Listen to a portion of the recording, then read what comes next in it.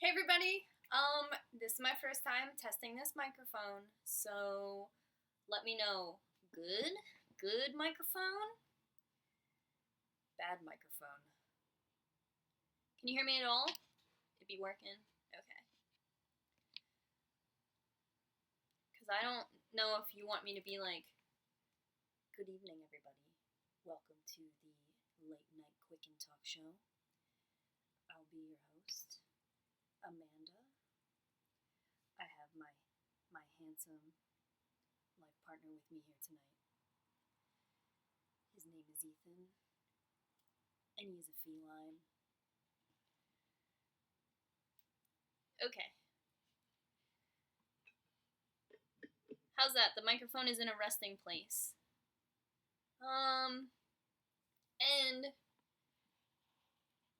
can't hear me? Is this? We don't want this here. Ugh. Ugh. Ugh. I should have done this earlier.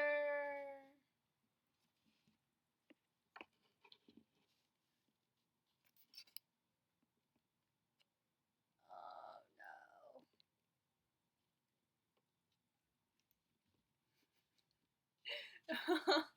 Why was I born? Okay, how's that? Good. Hey everybody! How's everybody's night? So it is Philadelphia 9:15 time. So alright. Just checking with the group chat really quick before we get started. So, as a small percentage of you guys might know, I do not know how to use a microphone. And if you went to my little poetry reading the other night, I had no idea how to use the microphone there either. Let's pull up a photo. That's your boy right here talking to an audience. I'm gonna say there was 100 people there. Was there? Maybe not. Does the information on how many people were actually there exist? Potentially. But it was really cool. Here's a picture. Here's Ethan right now at my feet. There's my leg. So, right, the microphone. So I guess I wanted to come on here tonight and talk a little bit about the art show that I was in the last weekend. It was pretty cool. Like, a lot of people asked me if I could vlog during it, and I decided not to. I don't know, like, if you guys out there, if any of you are YouTubers or bloggers or anything like that, but definitely vlogging, at least for me, like, vlogging is really cool and it's really fun. It's a really cool tool. But I think because I was already nervous about, like, doing poetry and stuff, I thought if I added, like, an element of vlogging to it, I might not be present for it. Like, I might get really nervous or, like, worry about, like, footage and stuff like that, whereas, like, I really just had to be present for my night. And I also, like, didn't really know what the vibe was like. I didn't know. It was, like, if you didn't know, it was, like, an all-women's, like, creative collective art show. And, like, I didn't want to come there and be like, yeah, by the way, I'm from YouTube, snap, snap. Like, if it was just, like, a chill night with people who, like, maybe didn't have a strong focus on social media and, like, wanted to just, like, exist there and exist in, like, a present form, like, I was really into that. So I just, like, went there and, like, rolled with the punches. And there was, like, an open bar, which was cool because I got there and I was like, all right, I'll just, like, have a beer. And I think that, like, helps everybody unwind, especially, like, people potentially, like, just there in attendance and not there, like, I don't know, as a like a presenter or an artist. But if you were there as an artist too, like I don't know, a lot of like anxiety and like it's nerve wracking. So when I was there, um, like 5 people were performers, and it's kind of cool. So like earlier in the summer, I wrote a zine. The zine was called Last Week. I actually gave away my last copy, so I don't. There's no more copies. I did not keep a copy for myself. Poof. Um, so earlier in the summer, I submitted Last Week, the zine, into this like all women's art show, and I got accepted. And I kind of thought like I would print out some zines on like a big board and hang them in the gallery show. I don't know what I was thinking, but that's what I was thinking. And then the organizer, she contacted me and she was like, I'm gonna have like performers at the art show, and you will have to perform your poems, your zine. And I was like, fuck. But I'd already like gone through like the nervousness and like encouraging myself like, yo, just submit that zine and like maybe you just like won't get in the art show. Like I had already gone through all of that, and I thought like honestly like I'm going to chicken out now because I've never read one of my poems out loud before. I was like, bitch, if you don't do it. So I replied back and I was like, all right, bet. Like sure, I'll do it. I was actually like really stoked to like challenge myself. So when it came down to it, I actually did not read any poems from the zine Last Week. And I made that decision with kind of like no time to spare. 2 nights before the show and like my performance and stuff, she hit me up and she was like, you get 10 minutes. And at first I was like, 10 minutes? I have a lot to say. And then when I like started like reading through and picking out poems, I was like, literally 10 minutes is a fucking lifetime. I'm going to be up there my whole life presenting these poems. So, I just kind of made the decision to read some stuff that I had written after Last Week, so a tad bit more positive, or a tad bit more like more heart in it, and then some other works from like last summer, like 2 winters ago, and then I had a poem that I really wanted to read just because it was like an all women's art show. I really wanted to read like a specific poem from like a few summers ago. So it was really cool. Like she said that we could have a +1. So I invited Dana. You might know Dana.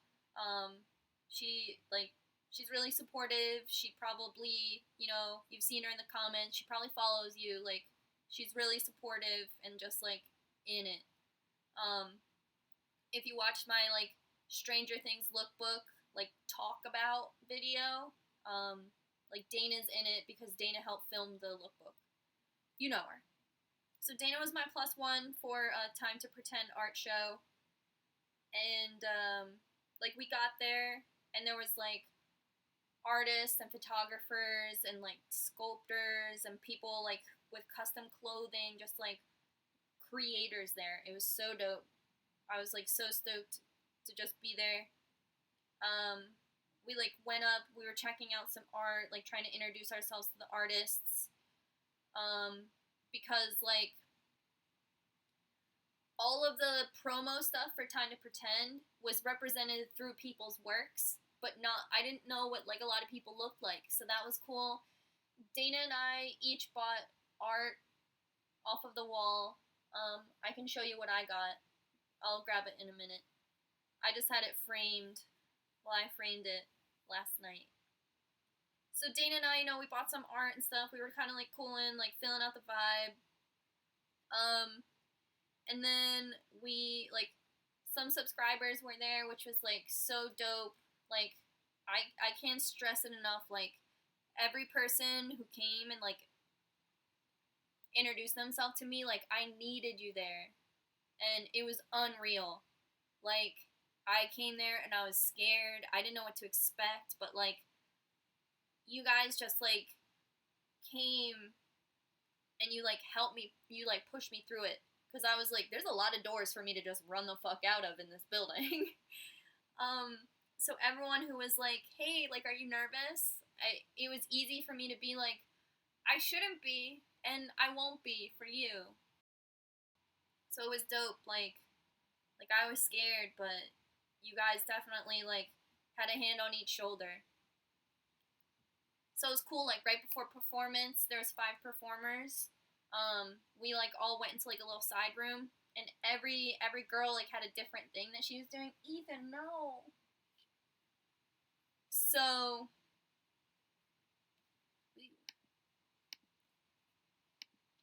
like every girl had a like different thing she was doing. Um, and that was really tight. We all kind of like had a little powwow, and they were like putting us in order, like performance order, and I was like second to last, so I was like, okay, I'll just die. But it was really dope. So all the girls who were gonna perform, like before we all went on, like I introduced myself to everybody, and it was just like everybody had that little common like feeling and adrenaline and like nervousness and like I don't know. So it was dope. The first girl went on, and she was a singer, and like there were kind of like because it was like an art show, like people were talking and stuff, and maybe there wasn't like an expectation of everybody to like be quiet and listen to the performers. So I feel kind of bad. Like the first girl, like people were like chatting, especially like people like around the open bar were chatting. But she was dope. She killed it. Like people were singing along, and like while she was singing, she was kind of like directing the audience to like sing or like be a part of like whatever line she was about to sing. It was so dope. Um, the second girl who went, she was also doing poems like me, and she had like little cards, and I was like, she's got it all figured out. I don't have these little cards. Ethan, you're bad.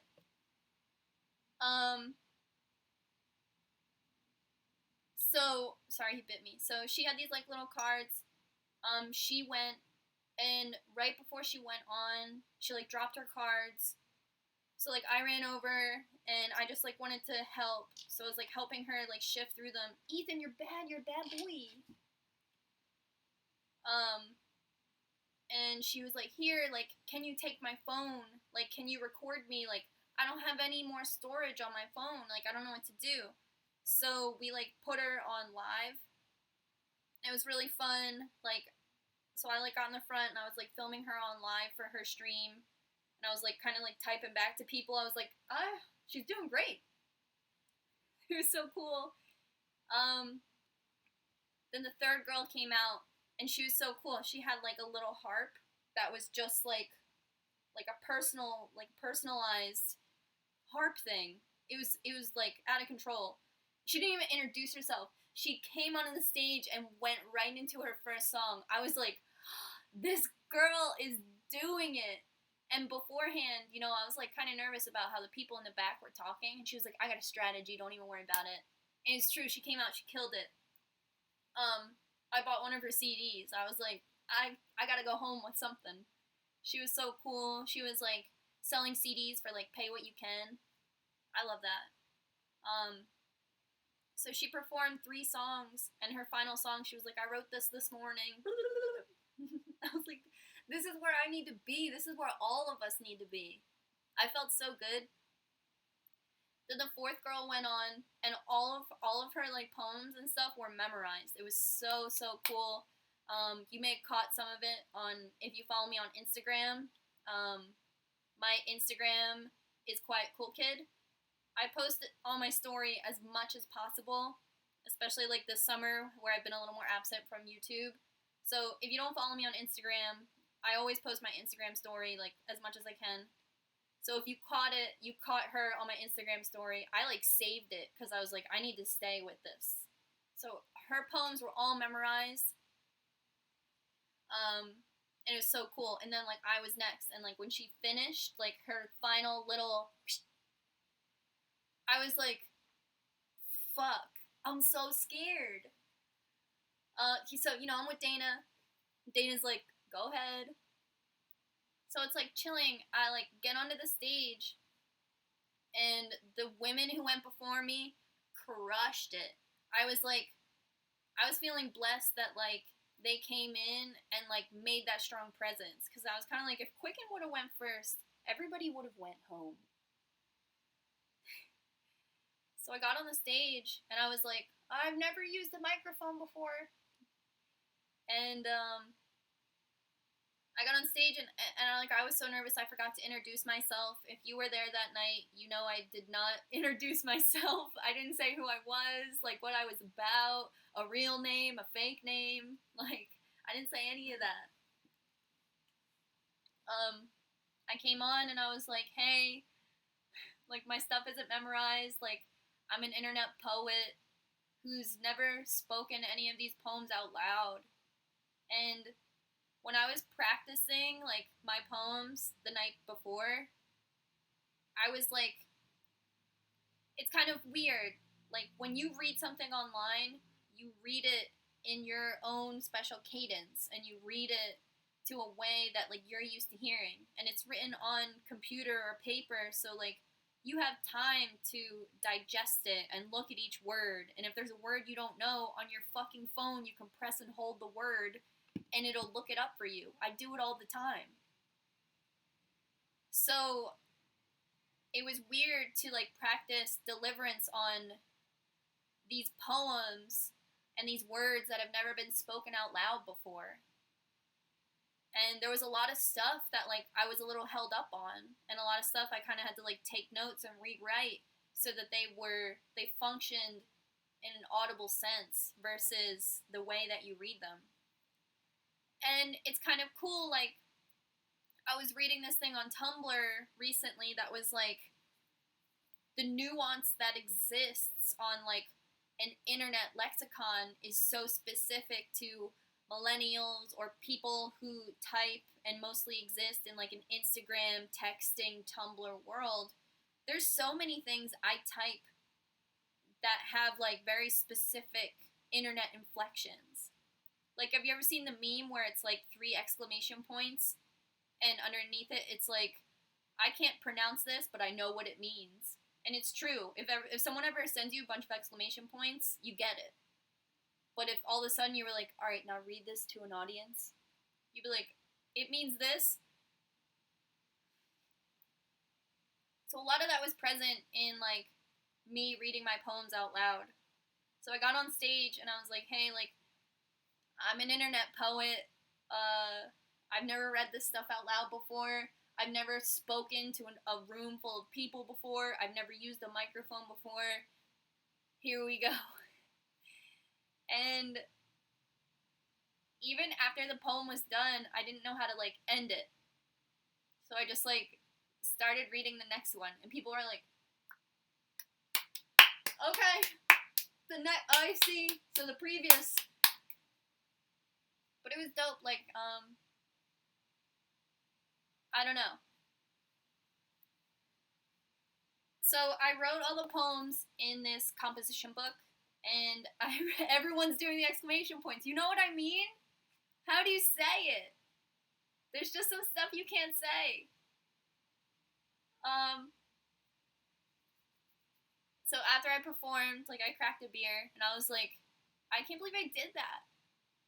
So I went into the back room where like all the performers were like doing it, and I just went back there and I just like thanked the women who went before me, who like introduced the crowd to like this art show that maybe they weren't used to or maybe didn't have an expectation of. And like people kind of talked during my performance as well, but I don't know. I tried my best, and like there was clapping and stuff, and the people in the front heard it, and those are the people who wanted to hear it. And maybe those are the people who are like, I wandered into this art show and there's a performer here. Holy shit. Um, it was pretty cool. So Dana did record it. So she has it recorded, and she posted a little blip of it on her Instagram, but only like the first, on Instagram the first minute, and then it's just like, I don't want to be the one to tell you that's just how these guys are. I'm pretty certain I'm not hungry, but the $9 in my pocket keep getting heavier. Hey, I haven't seen you for a while. The waitress floats over and I'm relieved. I relay her smile. It's been too long. I think, like, one of the things I struggled with is I put a lot of quotes in my poetry, like people talking. And that was kind of hard. That was kind of hard to, like, enunciate or, like say or, like, change voice, because I didn't want to, like, seem like I was reading a monologue, because I wasn't reading a monologue. But it, like, in acting class, if you were reading a monologue, you, like,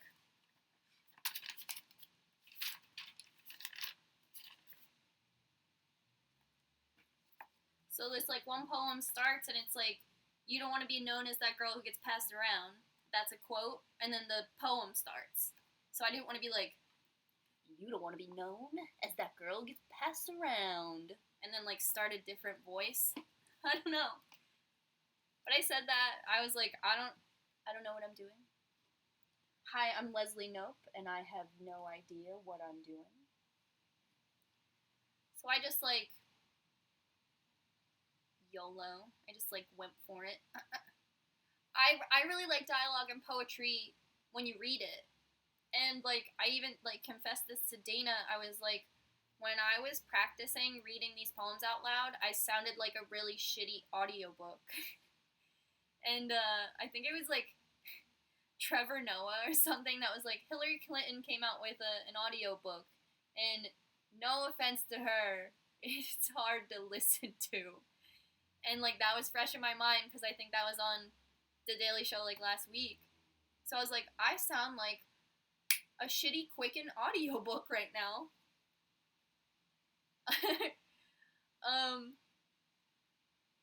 So that was the night.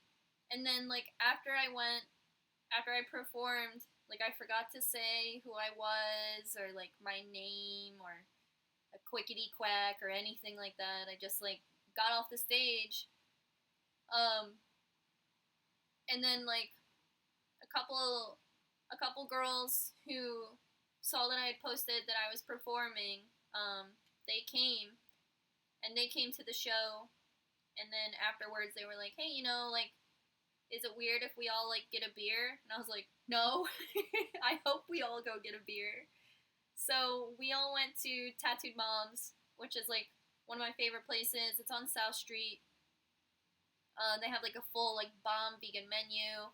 Every day of the week they, like, do something, like pierogi Thursdays or, like, Taco Tuesdays, Meatless Monday. So, like, you can kind of go there with, like, $5 in your pocket and just figure out what works for you. So we all went there, and, like, I was just stoked. They were like, what's a good vegan cheesesteak? And I was like, we gotta go to Mom's. Like, so that was so cool. Like, the hospitality was, like, unreal, and, like, I needed it. Like, I needed support because I knew about the art show for a while, but, like, I didn't want to put a spotlight on me and be like, hey, like, your local internet celebrity is gonna be there. Like, be there, be square. Are you even QCKND? So, like, I was just, like, I tried to be humble, and I just posted about the art show, like, with 24 hours notice. And then, like, there were still, like, supporters there, and that was, like, so dope, because, I needed it. I just, like, didn't want it to be, like, my fucking night, because it wasn't. It was like a force, and I feel like everybody who went there, who wanted to have a good time and was open to having a good time and was open to like viewing art and experiencing creativity and stuff, like they went home and they left with that. So I thought it was dope. I didn't want to take that or like novelize it any sense, and like I didn't really have a choice. Like last week, the zine is written under the name Quickened. I didn't write it under like the name Amanda. So Quicken is the name that went on the show flyer, which is fine. Every day I'm quickened. But so yeah, I hope you guys understand what I mean by that. So that was really cool. Like it was so dope, and then like we kind of lingered after the show for a little bit, and like some people, you know, who had never met me before introduced to me 5 seconds ago because I was on stage, like went out of their way to be like, hey, I really like what you had to say, or like one guy was just like, you went up there and you did it, and I was like, shit, yeah, no, I did. That was crazy. That was the craziest part. But like while I was performing, I said something like I'm so blessed to be like among like all these creators tonight, and I said something like the hardest part about my like creative cycle, I guess, is like self-doubt. And I was like, I doubted myself and I doubt my work, and like it's okay, because if you've ever doubted yourself, like I have too. And then I read my last poem. That was like my little like, I'm about to read my last shit. So I went to the back to like thank one of the girl who went before me, who had her shit memorized. It was amazing. I just went back there to thank her. I was like, you impacted me. And she was like, you impacted me. Don't doubt yourself again. And I was like, okay, I'm sorry, ma'am. It was so dope. It was just like, when do you get to have that exchange with like another creative woman who you don't know at all, never seen her before, not a picture of her, not her name, and then she just like opened up and performed something for us that like I had no choice, you know? Like I'll sit on Netflix for hours and be like, I'm not watching any of this shit, and I'll go on YouTube and scroll and be like, nah. But then, you know, when I went to this thing and this girl, all these women just like showed me this art, I had no choice. So I'm in the front row like, like she like exposed herself to me and subjected me to like creativity that I didn't even know I wanted and needed and would enjoy. Like I went to a show this summer, Mark Lankey. I went and saw Mark Lankey perform, and I didn't know who he was before I went. And my friends took me, and they were like, get out of the house, you piece of shit. And I was like, I'm not going to a show of a band I've never heard of. I'd rather be dead. And they were like, shut up. And then, like, I loved it. And I've been listening to Mark Lankey all summer. So it was like that. I'm so resistive to anything new. I won't go to a show, music I don't know. And then I loved Mark Lankey, remembered his name, went home, went on his SoundCloud, bought his album, and I was like, look at me. And I played some of his music in my Instagram stories, and you guys were like, who's that? Love it. So, I don't know. It was dope. So, I went back there, and she was like, don't doubt yourself. You're doing it. And it was crazy that, like, literally a stranger said that to me. Like, who am I?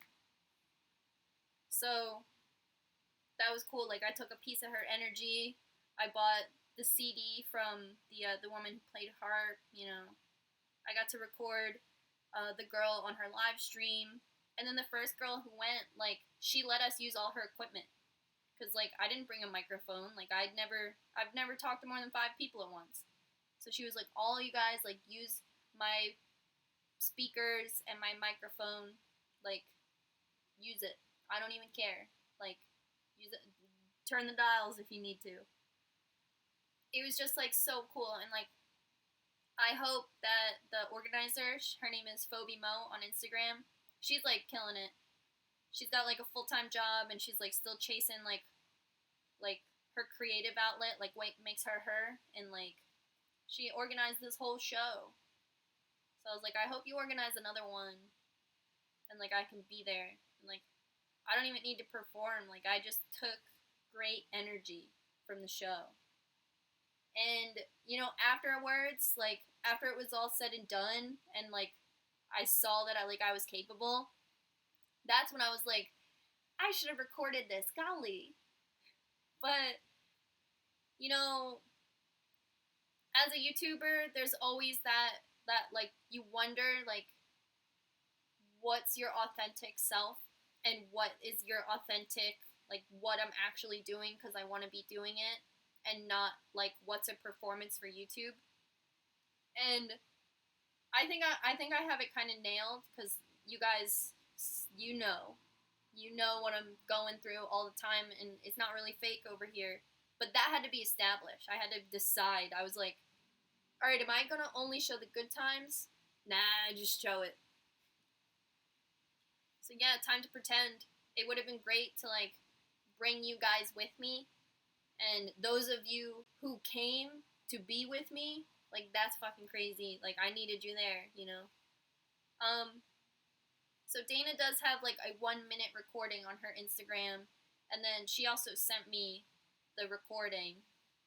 I mean, I guess I could make that a video, but the thing about YouTube videos and the thing about like performing for a camera is like I'm behind the computer editing it and I have the final say.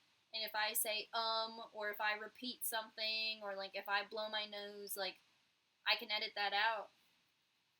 And I was talking to somebody at the show and I was like, this is live and I can't take anything back if I like fuck it up. And like I really like can't read my handwriting. So I was like, here we go. So I feel like if I were to perform these poems, it would have to be like on YouTube Live. And if not, I can like upload like the videos that Dana gave me as well. So it's like what you guys want. If you guys would want to see like the Dana videos or like literally have the poems right here, but like I don't know, like I feel like the people, you know, who might not be at their computer tonight, like I don't want them to miss it, you know. I'm not sure. How are you guys tonight? It's a school night, right?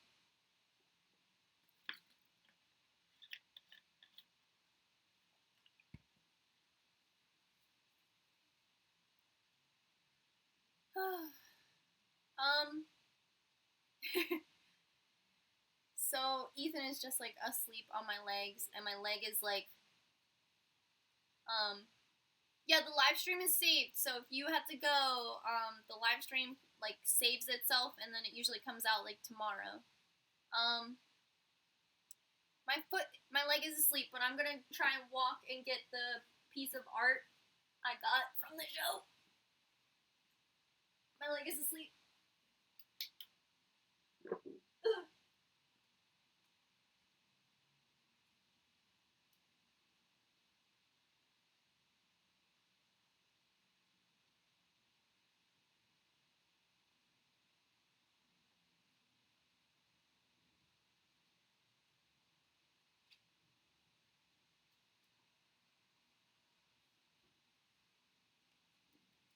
What? So this is it. I'm like trying to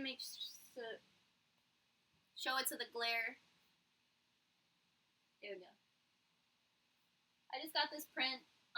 The artist is Molly the Illustrator on Instagram. I like this boy. I feel like this is what Ethan would look like if he was a young man. And I love that. I love Ethan.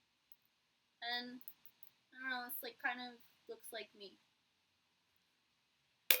Ooh. Oh, and this frame was $2 at AC Moore. $2. That's how much it is at the thrift store used. I couldn't believe that.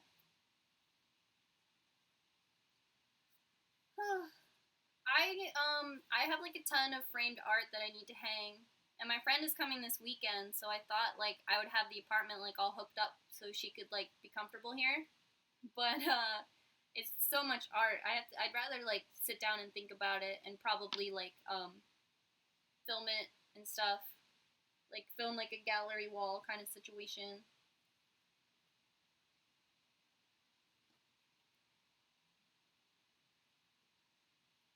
But yeah, I don't know.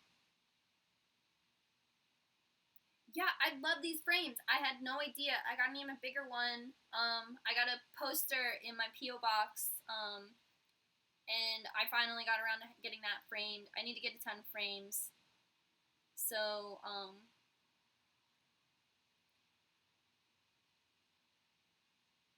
oh, right.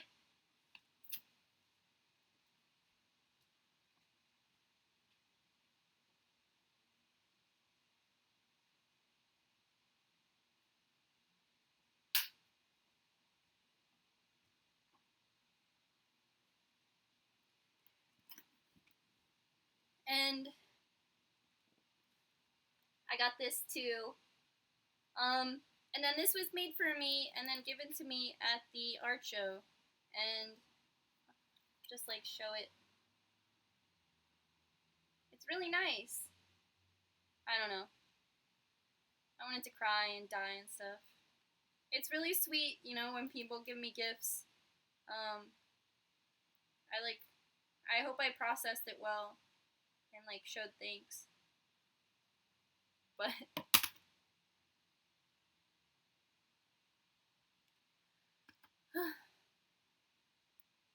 so that was Time to Pretend, the art show. So yeah, I got my hair done today. You can kind of see it's like this like blue silver. So my hair was stained green from when I did my Lime Crime gargoyle tutorial. So I had to have color correction today, which is like one of the most like tedious services you can receive at a salon. So my hair isn't done. It actually needs one more step.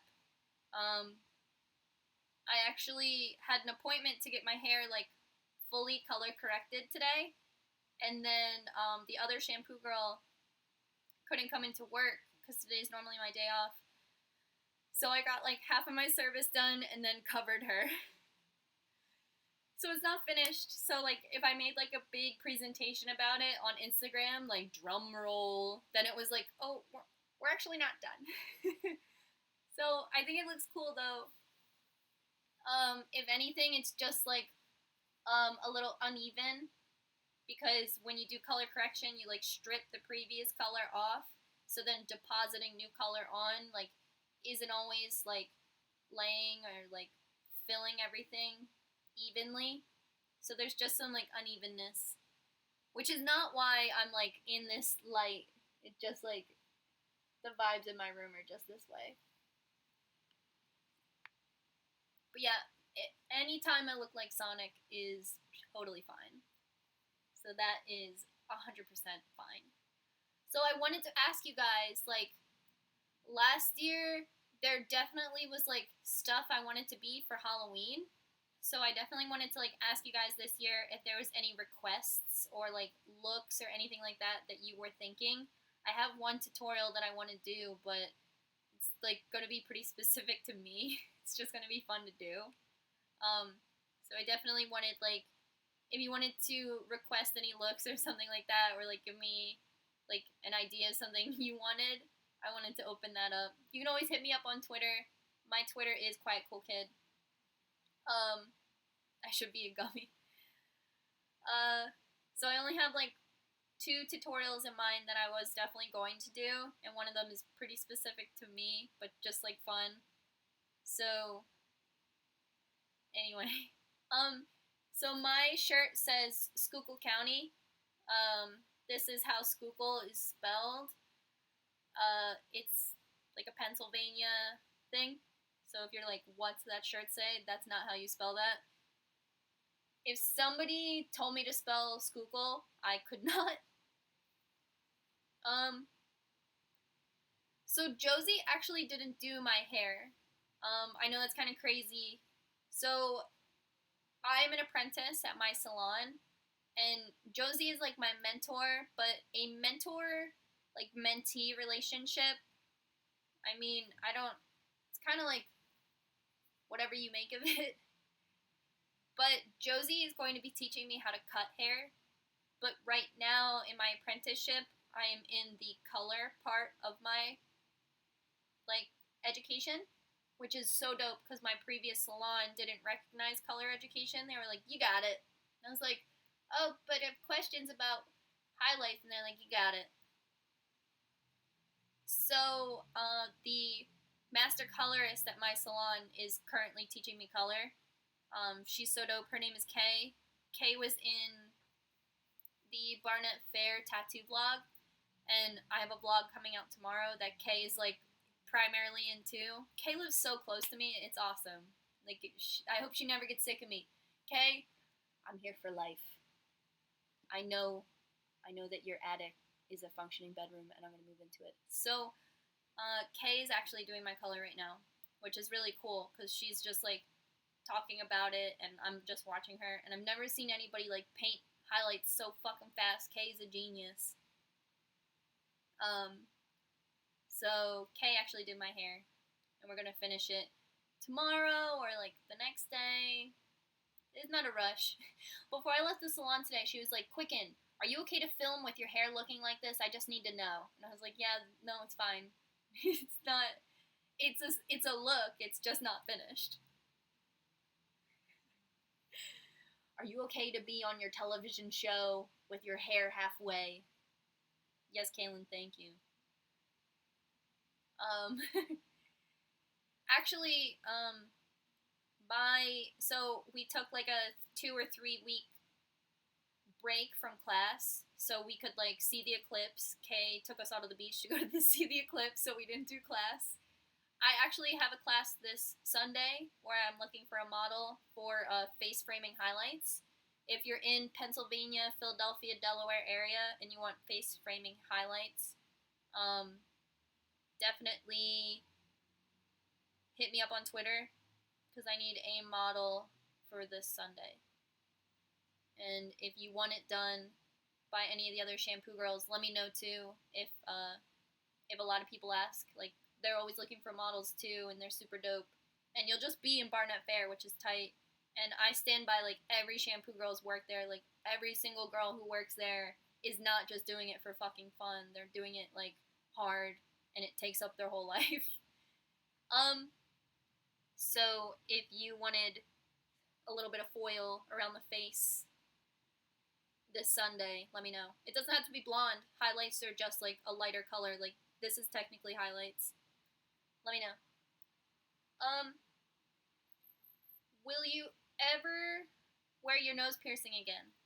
So it's funny. This one of the women at my salon, Gina, she just got her septum pierced, and like watching her like be so excited about it, I was kind of like, man, I should wear my like septum jewelry. And I was thinking about it the other day, and I was thinking about like getting fitted for like, I don't know, something that fits tight to my nose because my septum is stretched and it's kind of just like a big black hole. So I don't know. Sometimes I think about getting like just a hoop too. My nose, this would have to be re-pierced though, or it wouldn't. My nostrils were stretched to I think an 8 gauge before I retired them, which is crazy. I don't know why I did that, but I don't know. I don't think too often about wearing any jewelry or like having piercings or anything like that. But I think it's probably because I went so hard for so many years and had many piercings all at once that I had to like take care of and be particular about. And now I'm like, YOLO. Um, so my comforter I think it's from IKEA, and then these sheets are from Ollie's. It's kind of like a Marshalls, but even lower tier. It's like a Big Lots. Um, so that's where that stuff is. Um, and then this is a Hello Kitty microfiber blanket from Hot Topic. From 2006. So 2006. It's robots. There's a picture of me like opening Christmas presents when I'm 16, wrapped in that blanket, and it's just like still mine. I wish I would like lose it so I could get like a cool different microfiber blanket from Hot Topic, but also I hope I never lose it. That was fucked up for me to say that. Um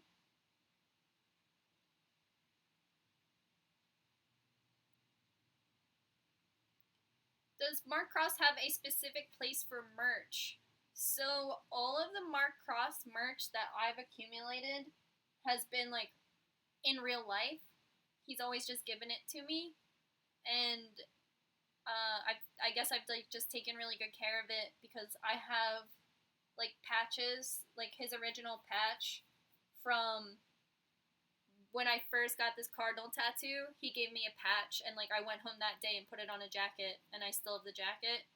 So I don't even know if he still is making merch that is specific to him. I've just like had it for years and years. But Rose Tattoo sells their merch. If you are in New York for any reason and like want to do some touristy kind of stuff, you can go to Rose Tattoo. It's in Brooklyn, and they sell all of their merch there. Um, I think their website has some stuff. I'm not sure if it has like the whole collection, but every time I get tattooed by Mark, he gives me a gift, like a like thanks for getting tattooed by me. Here's like my latest shirt, or like thanks for getting tattooed by me. Like here's like this poster.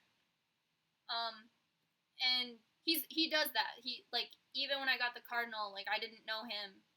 He just is like really cool like that. So if I think like it might be something he gives people that he tattoos. So I'm not totally sure if it's something he makes super publicly available or if it's just like a little thing he'll give you when you get tattooed by him. Um, but I don't know.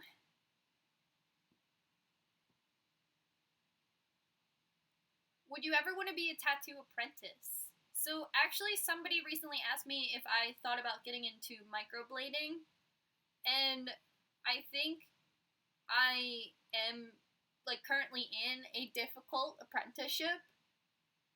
Um, so I would love to like see the end of like hair through.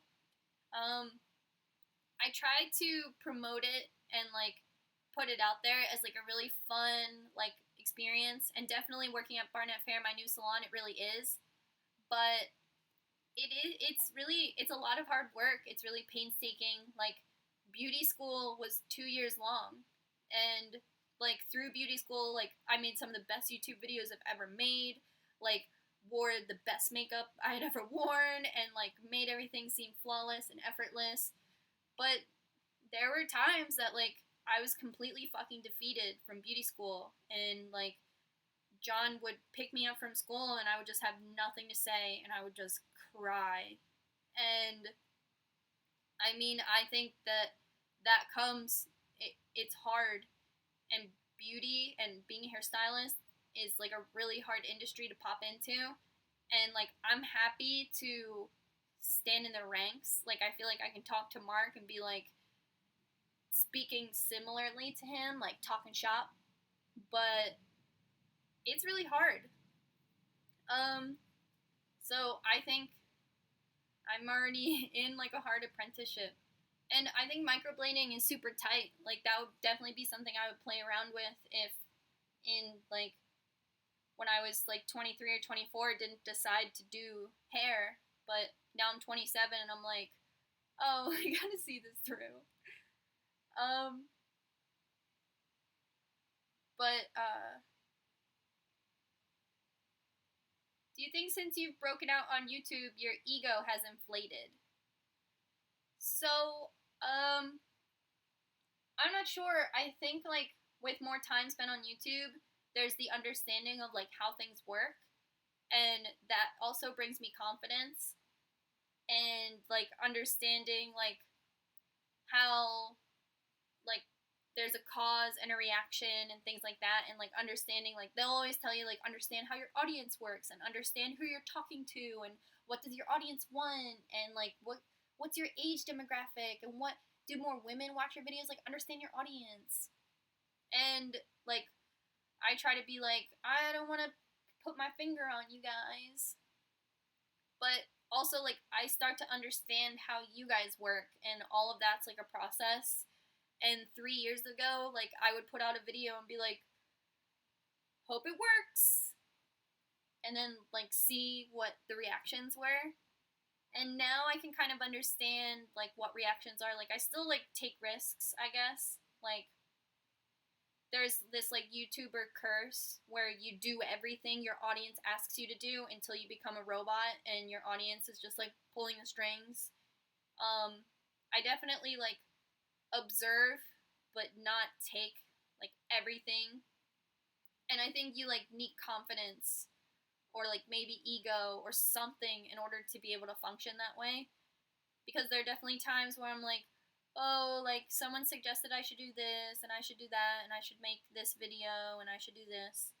But then like I have to remember to be an authentic version of myself and be like, well, I wouldn't do that anyway. So that confidence has to grow. So I'm not sure I'm not sure if like that's huge ego. Like I definitely don't leave my house like get the fuck out of my way, I'm Quicken. Like never ever ever. But you do also have to understand like how to function and like what that means and what responsibility you also have as a YouTuber. And I don't have any YouTuber friends, so I definitely had to learn that over time. And like some of that's just as easy as like the bathing suit video with Ethan. Like a company sent me that bathing suit and they were like, if you wear this bathing suit, we'll pay you. And I was like, oh, cool. And then I tried the bathing suit on and I was like, this bathing suit's fucking whack. And if I encouraged one person to buy it and they bought it and their boobies fell out, I'd never sleep again. So I was like, yeah, this bathing suit's whack. So like you have to understand like your responsibility as a YouTuber, and you can side with the devil and make some money and act like you really do like that bathing suit, or you can think about the people who watch your content and trust you, and you could be like, that would be pretty fucked up if I pretended this bathing suit worked. I don't know if that's ego. Like that just comes with like being on YouTube and knowing that you have a responsibility as a YouTuber. And people throw around the word influencer, and you kind of have to understand like what that means to you and like what influence you really do have over people. Because all summer I was like, I'm listening to The Cure, and I would get like tweets on Twitter that was like, yo, I gave the Cure the chance, like thanks. I'd be like, oh cool, like I recommended that and somebody was into it. So like imagine if I recommended that bathing suit, and it's like, yeah, like $200 is chill, but like what the fuck is the risk? It's like, but I don't know if ego would be like, wear this bathing suit, so what if your tits fall out? Like just show them, just swing them, Quicken swinging them.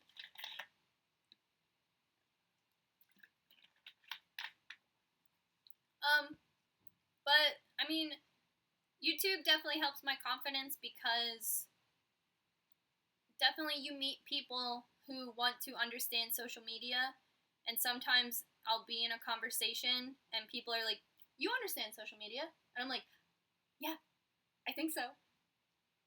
What do you have to ask? So like, I don't know. That's if that's ego. If that's like, Amanda, how do you like put a filter like on a photo that already has a filter? I'm like,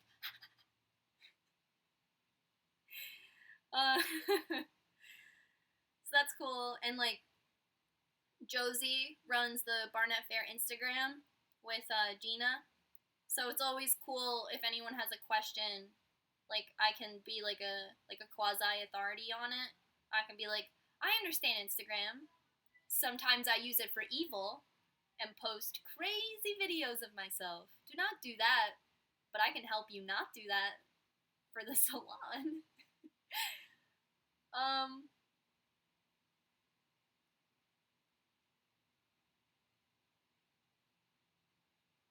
I'm just trying to read the chat a little bit.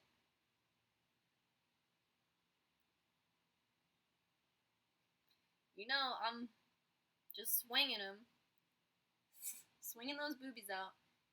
Ethan is so Ethan is like actually really big. I don't know if you guys have been here for a while and you remember when we found Ethan, but he used to be like a little guy. Like we didn't find him as a kitten. I thought that he was a kitten when we found him, and we actually like took him to the vet and they said that he was a year old. And I was like, "No, he's like 10 minutes old." And they're like, "No, we looked at his teeth." Now, like, there's a picture of me holding him after we gave him his first bath because he's a stinky street cat. Now he's like this big. Like, I'm not even finished yet.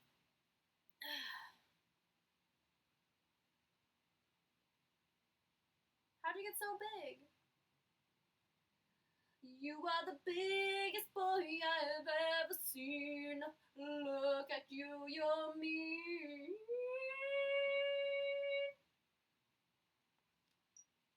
I can't believe he got so big. Like when I hold him in my arm, like in the morning, he wakes me up to be fed, and like I don't. It's not like I don't like when you get a baby and you wrap the baby like to your breast, so like here's your heartbeat. I feel like I have to like swaddle him every morning, but like I'm also like fucking busy, so I'm like just holding him in this one arm, and he's like swinging all around, and he's huge. He's like past my waist, and I'm like, come on. I'm like feeding him in the morning, like with the cat food, and he like wants to be held, but like he's also a bad boy, so like he doesn't want to be held like all the way. And he's just like swinging. He's huge. And then like every time someone hasn't seen him for a while and they come and see him, they're like, he's huge. I didn't know I was gonna get a big cat. I feel like I'll go to friends' houses and they have this little slipper, this little baby slipper on the floor, and I'm like, oh, is that your little cat? Like two little fingers, like ee, and they're like, she's 5 years old and she's been with me through thick and thin. I'm like, that little slipper? And then I come home and I have a small dog. And he's laying like a whole person across like everything. And like when I walk, he'll like walk in between because he's like obsessed. And I'm like, you're huge.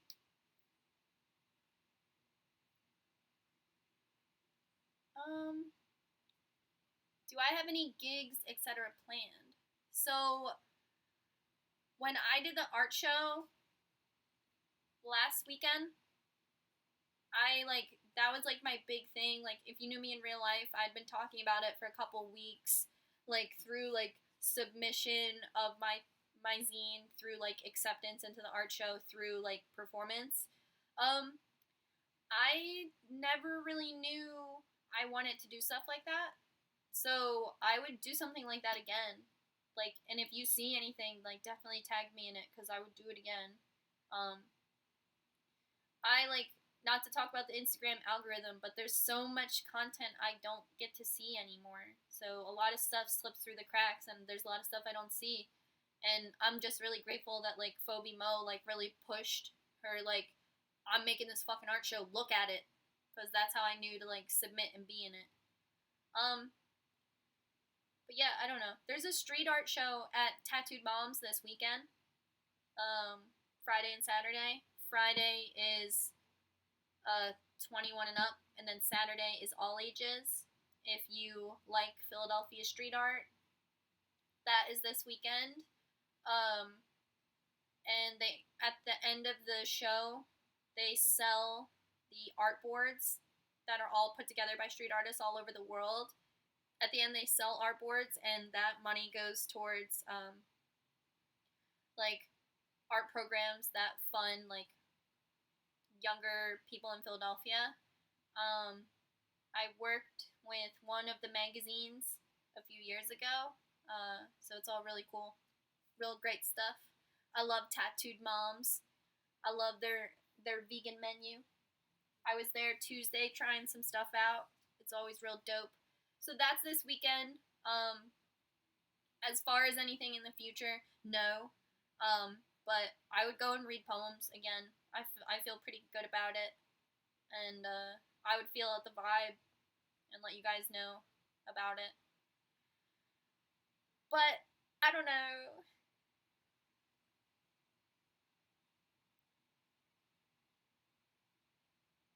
I am. Would you ever get a car? So it's funny. I'll tell the story.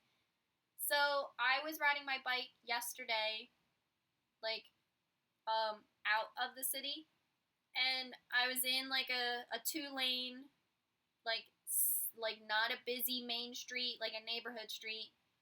2 lane. I was on Lombard. If you are from Philly, and in Philadelphia, there's bike lanes, but if it's a 2 lane street, it's usually considered like share the road. There'll be like a sign that says like share the road, and it'll show up like a picture of a bike and then like a picture of a car. And basically, it usually means like there's no bike lane, so just like use the other lane to get around a bike. So I'm in the left side, I'm in the left lane, and this lady comes and like does this thing where she's like right behind you, so you kind of move. But where do you go? You pull onto the sidewalk. I have a commuter bike, so I don't have like all-terrain wheels. If I rode into the curb, my bike would explode. So there's nowhere for me to go, and I can't stop either. So when someone's like trying to ride you off the road, all you can really do is like edge up against the curb and try to catch it with your legs, and then like break every bone in your body. Like, if I had to do it in an emergency, I could quickly dismount, but in a way where I would throw myself out of like danger. So she's riding up behind me, trying to push me off into the curb, and then she's just honking, beep, beep, beep, beep, beep, beep, beep. And there's nothing I can do, like literally nothing, besides throw myself onto the concrete. Not gonna happen. It would be softer to get hit by a slow-moving car. Just like be on the hood, like, you created this situation. So then she rolled down her window and she said, "Buy a fucking car." And then she got so close to my handlebars that I thought it was gonna rub, and then she like cut me off. And I was like, we were so close to your turn anyway that literally none of that had to happen. It was the difference of 10 seconds. And imagine if like human harm was inflicted on me. She potentially severely injured somebody to take 10 seconds off of her commute. It's insane. When you say it like that, it's fucking insane. I wanted to pull over and cry. Like, I wanted to call my neighbor. Like, I was so upset. You know, like, you don't want to be jostled like that. And to be like, buy a fucking car.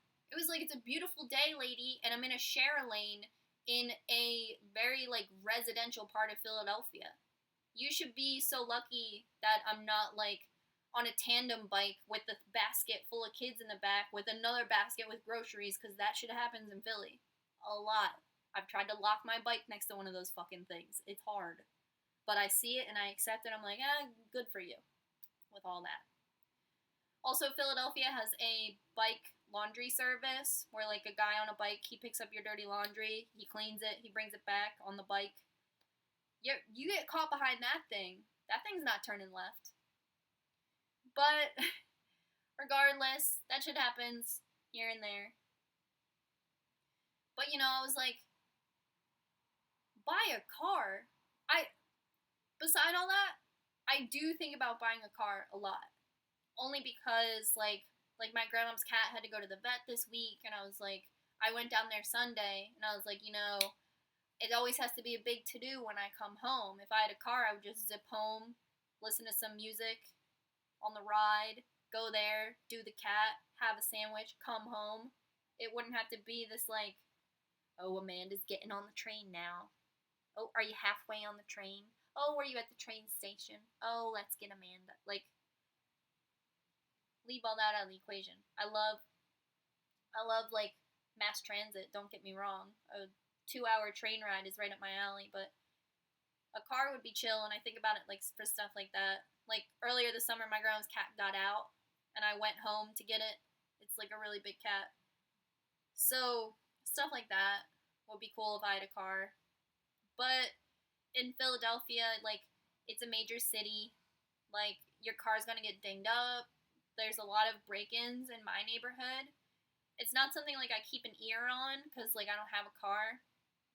But people will break out your windows just to get like spare change in your cup holder. There's a bunch of signs in my neighborhood taped to the poles that say like don't leave spare change in your cup holder, like it's not worth it. There are people around here who leave their glove box open all night so people don't break into the car because they see the glove box is open. Just like if somebody broke into my car and broke one of my windows, I would just be like, put the car in the trash. I'm done with it. I'm not fixing that window. Put the car in the trash. That's why people drive their cars into rivers. Because people break into their windows and you just don't want to replace it.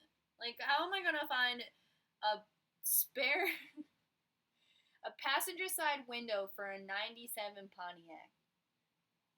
Put the car in the trash. So yeah, I don't know. And then like, you could get insurance, but I don't think the insurance would cover like somebody walking by stealing fucking a SEPTA token out of your cup holder. They'd be like, why'd you leave a SEPTA token in there? Like, I don't know, I have a car. You ask, I don't know. Good question. And I don't know, like, I had a friend I went to beauty school with, and I think it was, like, really easy to break into her trunk. Like, I think she was, like, from the suburbs, so never thought about it, but when she came to the city, I think, you know, the old, like, 1-2 would pop her trunk. So she said that it was at a point where she would just, like, look out her window and just, like, see people, like, rifling through her trunk. And she was like, what's in there? Some socks? And I was like, ew, I don't want someone to touch my socks, like, and to touch my car, like, while I'm not there. But then it's like, what do? You get a whole new fucking car? You get a whole new trunk mechanism because someone knows how to get your trunk open? She was like, fuck it. Who fucking cares? I just drive the car. So I don't know. I don't know where I lie in that spectrum of a car would be chill because I could go home and see my grandparents, but a car will cost a ton of money to upkeep, protect, drive. Insurance is high in a city, so I could commit crime and use my grandparents' address. But then you like see ads on the radio and stuff that are like, insurance fraud is a criminal offense. Don't be stupid. I'm like, are insurance prices a criminal offense? Think about it. I used to have a car, though, when I lived back my grandparents' way. And it was really stressful, and it was just, like, a majority of my paycheck. And in Philly, I'm like, well, I ride a bike, and I would only use the car to get out of Philly. Which would be chill. So I don't know. But anyway,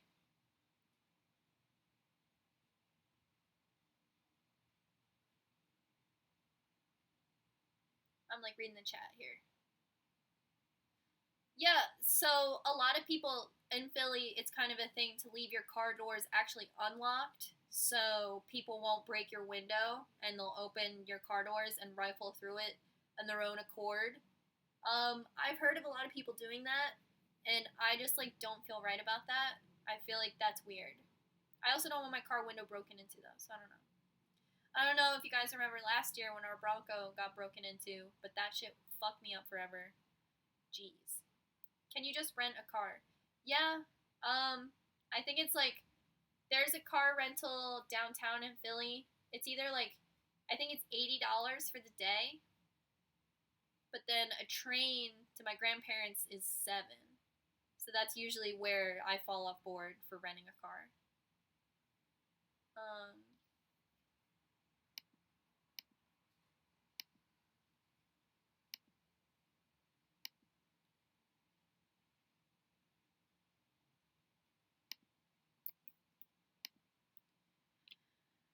oh, so yeah, the car rental. Well, I don't know. There was like that episode of CKY or like Jackass or something where Bam Margera rents a car for $30 for like a week. I would do that, but that's not in Philly. But then again, I guess there's just like car insurances and whatever. I don't know. Would you ever travel to California? Yeah, I would. I totally would. Earlier today I was like shampooing and like people were talking about like vacationing and travel, and I never really go anywhere. And I'd really love to go places, interview people for my show, and like also like spend some time somewhere. Um, Now that I've been doing like more interviews on my show, and let me know how you feel about like interviews on my show versus like videos just one on one with me. Um, but I feel like it would be like a really cool extension of like what I do to be able to go places and interview people. But also like my setup and stuff is kind of like a little I don't know, like not super professional. Like there's been a lot of complaints lately that are like, all right, it's time to like get professional recording software, and I'm just like, eh. So I feel like if I traveled to California and like interviewed somebody on like my plastic camera, it might be like kind of a waste. But then again, like I don't know. I don't think it would be because I like literally never leave Philly, so I think it would just be chill to like go somewhere. How did your belly get wet? Weird.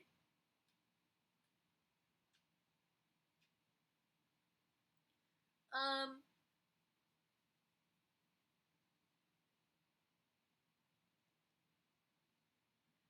So I don't know. I would love to travel and do interviews and travel and vlog and things like that. And California seems like a really chill place to do it. Um, yeah, I really like doing interviews. Like I said at the beginning of Chelsea's interview, if you didn't catch Tattoo Talk Tuesday from this last Tuesday, and then the week before that, I interviewed Josie. I just think that like you guys are like super supportive, and I love like putting out my input. But there's also just like so much stuff that I don't know or like isn't my firsthand perspective. And the biggest like thing I want to get across in Tattoo Talk Tuesday is that normal people, like people who are tattooed, have normal conversations every day with one another, and it's not this like super sensational like two tattooed people are talking to each other. It's crazy.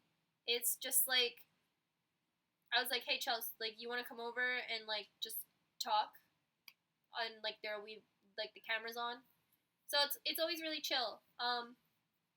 So I like that. I always want my interviews to be like a conversation amongst friends that like you can feel like you're sitting across from because it's just actually happening.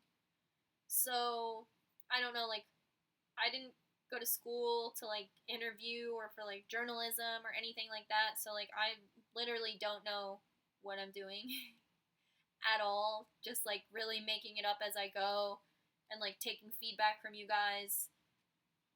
But yeah, I don't know.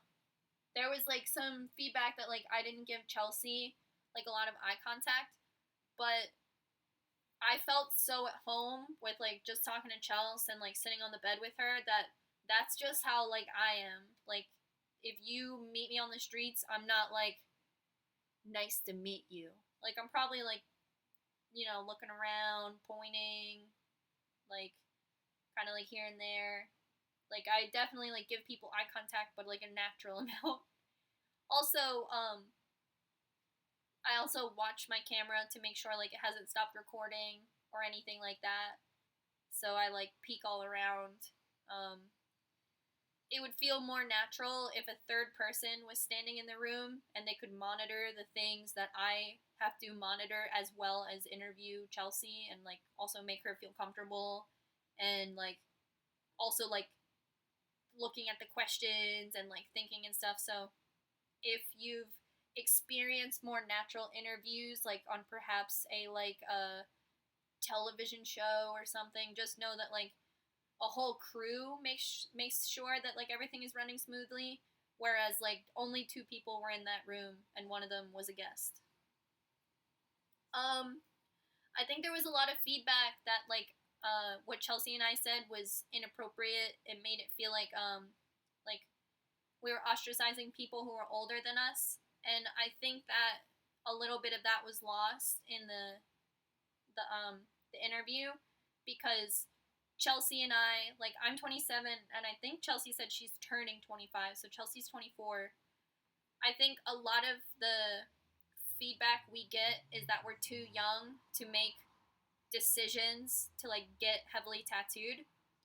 And I think that we never said that out loud. We just started talking about the consequences.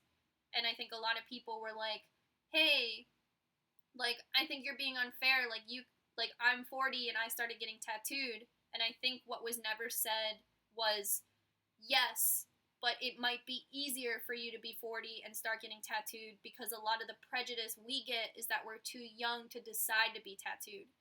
But since Chelsea and I already have that in common and we understand that nuance, I think we never said it out loud. We just started talking about the consequences. So I think that a little bit of that was lost. So I, like, left a comment on somebody's post that I was like, I think that you're absolutely right. I think Chelsea and I were talking about how it might seem self-destructive for us to get heavily tattooed younger, whereas if you are older, 30, 40, people are like, oh, that's fun. But Chelsea, her mom is like, what have you done to yourself? So when you're 40, you almost, like, don't really need to check in with your mom. And I think, like, we never expressed that nuance, like, word for word, because when you are, like, in a similar age group to somebody, you already know, so we, like, never said it out loud. But I think it would have been more clear and better for the interview if at one point her and I were like, so we're both in our 20s. Being heavily tattooed has different consequences for us. And then kept going. So yeah, I don't know. The H3 podcast setup would be sick, but that's a whole studio and very expensive. Yeah, the H3 podcast studio is dope, but I think they go somewhere and, like, that's, like, set up to be, like, a podcast place. And I think they have, like, a manager too. So I don't know. Please interview Ryan Ashley if you could. Yeah, just put me on her radar. That would be super dope. I would love that. I definitely have to, like, catch up on Ink Masters for sure.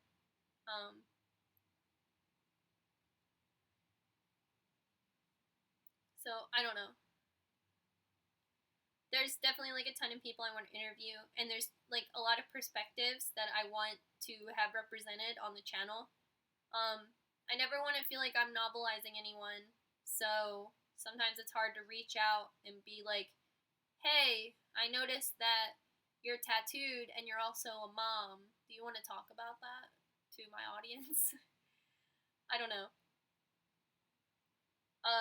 But that's probably just something I have to get over. But yeah, I never liked novelizing anybody. Like, even, like, it took me a while to ask Chelsea to be on the channel. And, like, when I met her, I like, wanted to understand her story. But then it's like, do I just want to know? Or, like, do I want to, like, capitalize off of it and, like, put it on my YouTube channel? Like, I never wanted to seem like that. Would I ever get an Ethan tattoo? I have no idea. I just got a Quicken tattoo, and I've been Quicken since high school, so we'll see.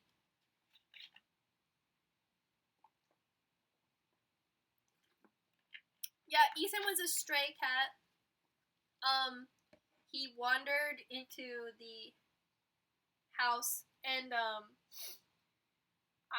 he has the tattoo on his stomach that he has a microchip. He didn't when I found him. I took him to the SPCA like 2 or 3 days after I found him. But now he's a big, plentiful boy, so I don't know if we can see his tattoo or not.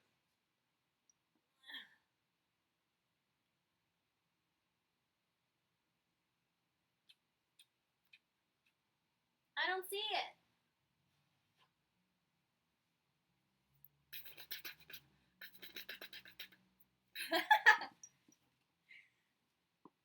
He bit me.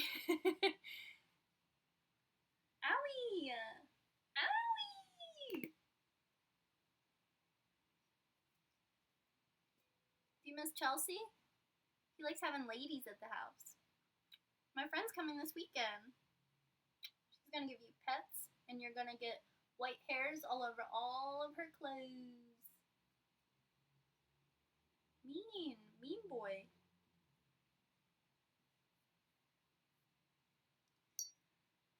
Ow!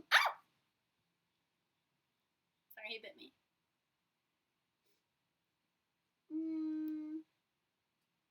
Now he's chewing on my cords. He's just gotta chew on my cords.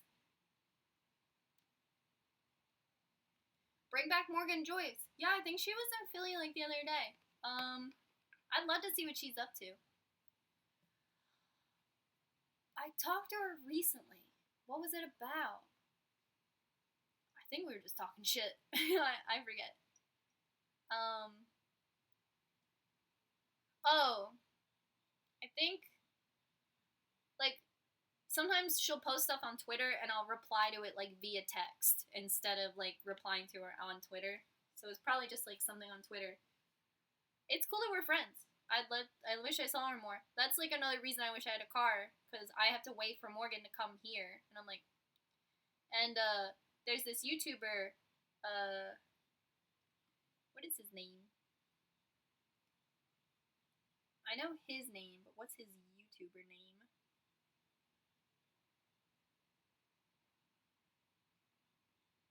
So I think some of you guys might know, Crank That Frank. So he was supposed to be on Tattoo Talk Tuesday, and that was in the works like not even that long ago, like 2 months ago. But when he like told me his address, like where we could meet up, he was like, "Yeah, I'm not that far from Philly. I'm at blah blah blah." When I looked that up, there was an Amtrak train there, but it was like 3 hours. But like when I looked up driving directions, it was like 1 hour. So I was like, man, I would love to meet like Crank That Frank. Like I would love for him to be on my channel. Like I think him and I like super vibe. Literally, we look like each other right now. And like I've been following him for a little while, so to like get a hold of him, I was like watching one of his live streams, and he was like, it was a live stream where he was responding to everybody.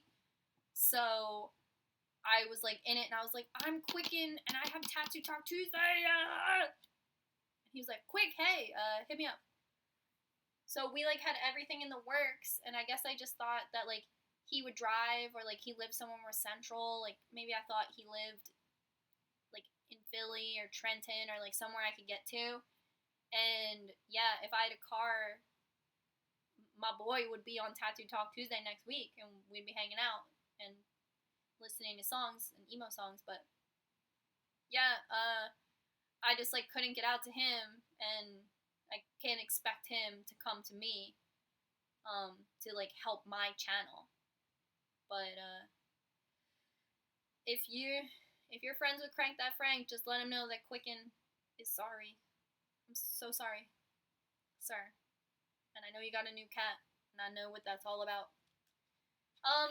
But I feel like it would have been so chill to have him on the channel because like I feel like he has a huge emo influence and he's like fully tattooed and he's a YouTuber. Would have been great content. I would have loved it, but it would have taken me 6 hours to get there, like there and back, which is about how much time I spent interviewing Teague. But whatever.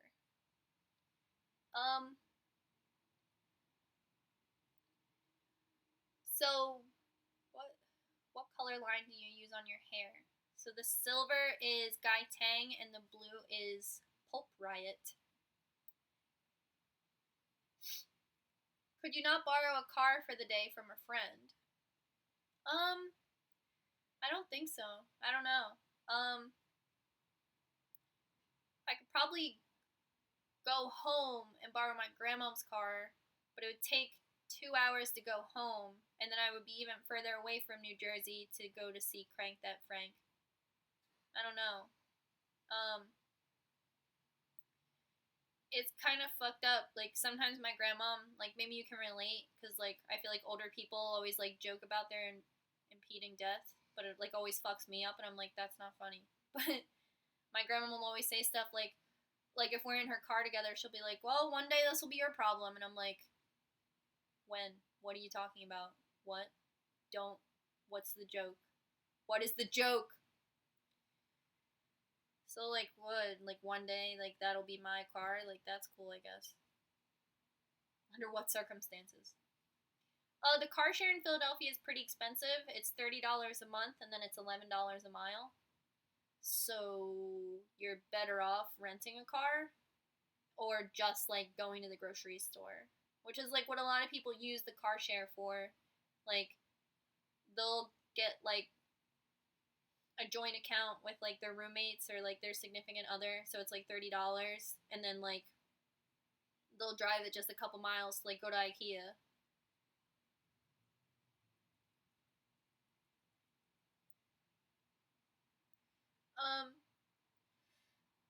Have you considered starting a podcast? That'd be cool. I never thought about it. I'd have to like get equipment, but I love talking and stuff. My old barista friend and I were going to start a podcast, and then like we just never like worked on it and like never came up with like what our theme would be. Like I think H3, like I listen to H3H3's podcast and I think it's really good, but I think their personality is so developed that you tune in to whatever for them.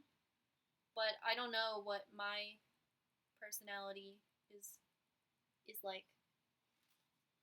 But I don't know. I would do podcasts, honestly. I really want to get into doing live streams, like at least like maybe once a week. I was assigned a YouTube manager, like from YouTube, and last week he called me and he was like, what's something you want to work on? And I was like, live streaming. And he was like, the YouTubers who do it really well. And I was like, I can do it sometimes. So then I got the microphone. Because he was like, here's some YouTubers who do it really well. Like, take a week, figure it out, and then next week we'll talk about it. So I really want to be better about the live streams, and that's why I'm doing it now. I'm trying to get a little better at it. So definitely, like, if you have watched previous live streams, let me know if like the audio quality is better now. I don't know. I'm not sure. But it's definitely something I would like to be into more. And like doing more live, like on my phone and stuff. Vlogging and getting back into the channel. Yeah, I don't even really know how live streams work, so I would have to do a lot of research to figure out like editing and like posting it and stuff and like iTunes, and like a lot of people are like, oh, you should do stuff on Twitch, and it's just a ton of stuff I have to learn and figure out, and sometimes like that is a little exhausting because I'm like, well, I already have YouTube kind of figured out, but who knows.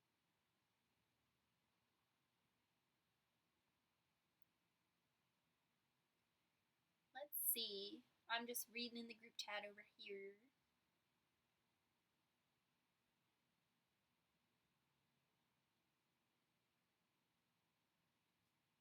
Sorry.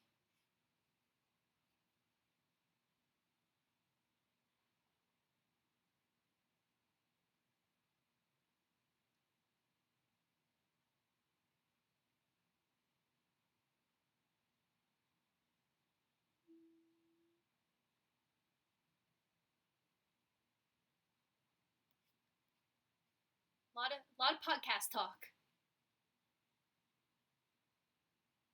But you guys are super great. The mic is making me quieter. I think it, like, I don't know where to put it. I don't want to, like, hi, Scare's here. Like, I don't know where to put it. Is this bothering you? Here? I should have thought about this before I went live. Like, where to put this thing. Also, this is, like, pre-owned, like, used. So it just might not even be good.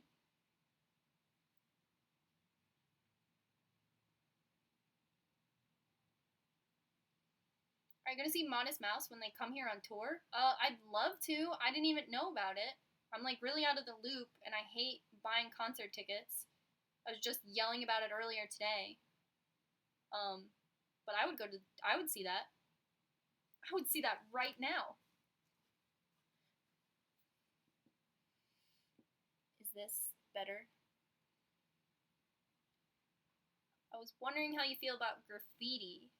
So I actually I think I have like a bittersweet relationship with graffiti because like I really like street art. Like if I go to like a new city, it's like one of the first things I like photograph or like use as landmarks or like even in photos and stuff. Like I can kind of like almost figure out what city I'm looking at based on street art. Like even in Josie's interview where she went to Cuba, she was like, "Oh, I love the street art there."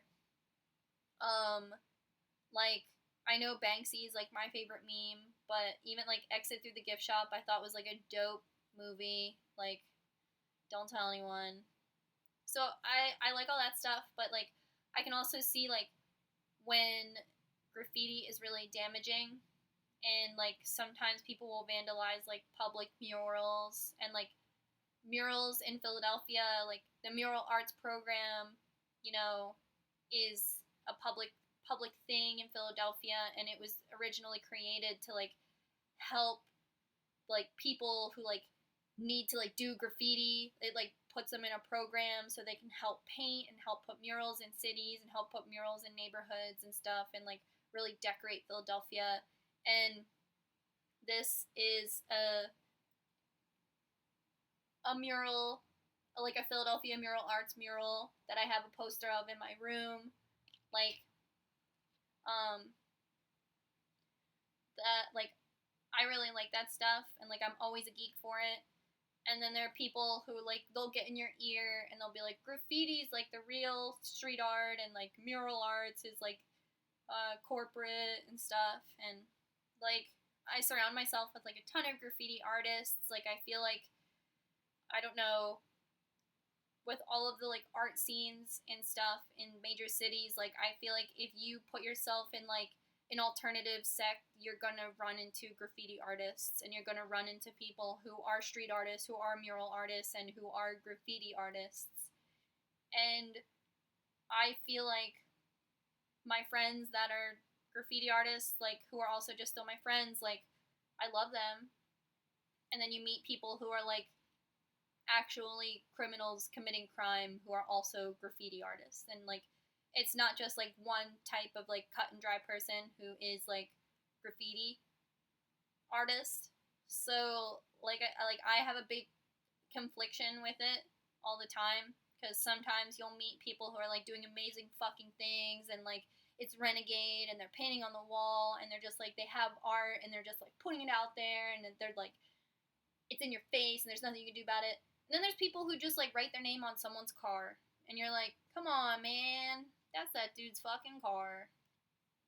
I don't know, like I think like there's a like in rules of graffiti, like box trucks often get painted.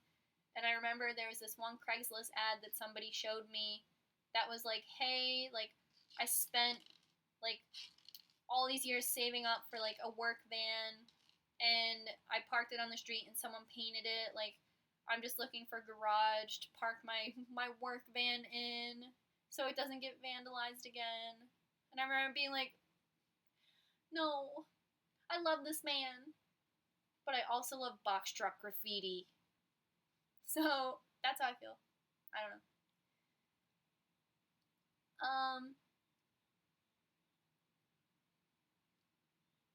In Gainesville, Florida, where I'm from, they started a program for students to paint murals on old buildings. It's making the city beautiful. I love it. Um, I love murals like that, and I love like I don't know urban kind of things like that. Like I totally do, and that's why there like confliction lays, because it's like, which do you like? And then sometimes like murals get painted over graffiti, and you're like, I don't know. How long are you staying online for? Let's see. Ooh, it's almost late. I'll probably talk for 20 more minutes. But all the things I wanted to say, I think I talked about. Unless there's something pressing I didn't talk about yet. Please let me know.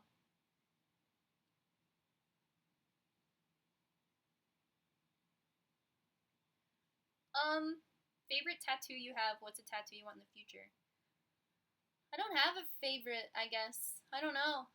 And as far as tattoos in the future, I was supposed to start on getting my back finished like this month, and then like went to Rose Tattoo to like get a consultation and like talk about my back tattoo.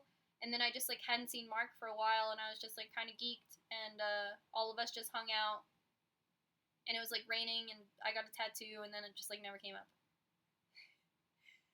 But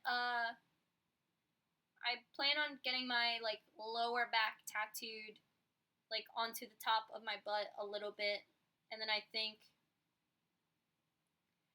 other than that I don't have any like big plans, because that is such a big plan that I'm not really planning anything else. I don't have any plans for like another large piece. Not for a little while. I mean, once my back is finished, like last year my back took like 6 or 7 months to finish. So I think once the second half of my back we get started on it, like that'll probably take a chunk of change too. And however Mark fits it and like wants to do it, like if it goes onto my side a little bit, like there's a lot of room for that, and we'll just see where that goes.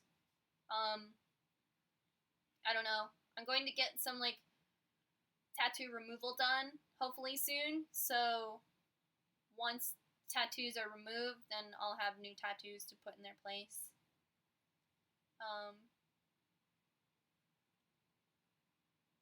How does walk-in Saturday work at Rose Tattoo?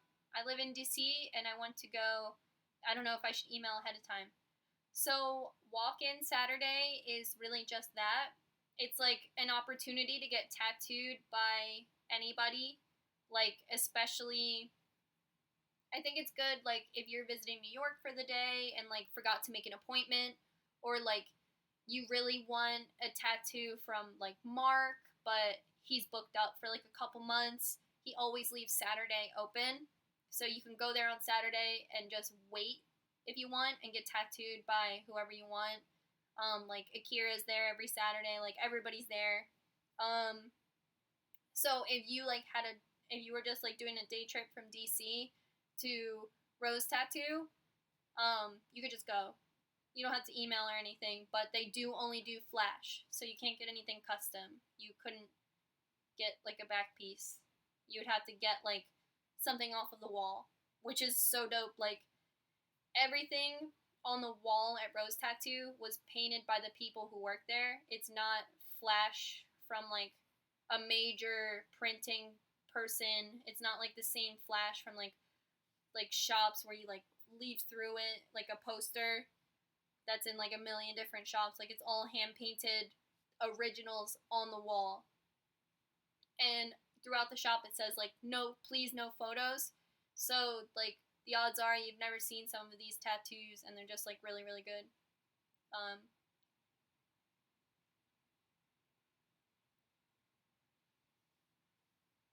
um